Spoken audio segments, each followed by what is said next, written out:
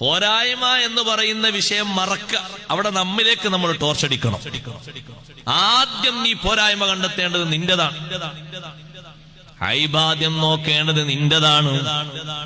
നിന്റെ ഐബ് വിലയിരുത്താൻ വേണ്ടിയിട്ട് മറ്റൊരാൾ ഐബ് നീ നോക്കിയിട്ട് നിന്നിൽ അതുണ്ടോന്ന് നോക്കി തിരുത്തണമെങ്കിൽ തിരുത്താം.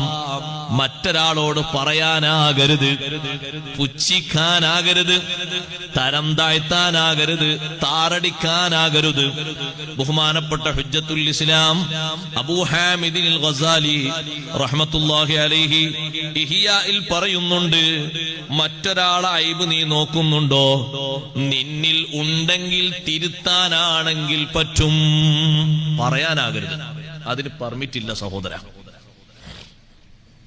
എന്ത് യോഗ്യതയുള്ളത്? എന്ത് യോഗ്യത നമുക്കുള്ളത്?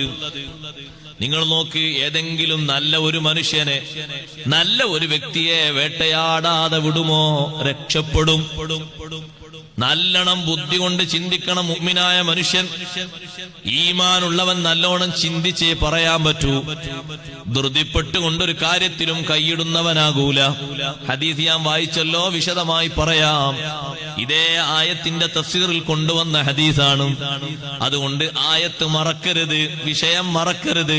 വൈലുൽ ലികുല്ലി ഹുമസ, ജനങ്ങളെ പിറകിൽ നിന്ന് പോരായ്മ കണ്ടെത്തുന്നവർക്ക് സർവനാശം.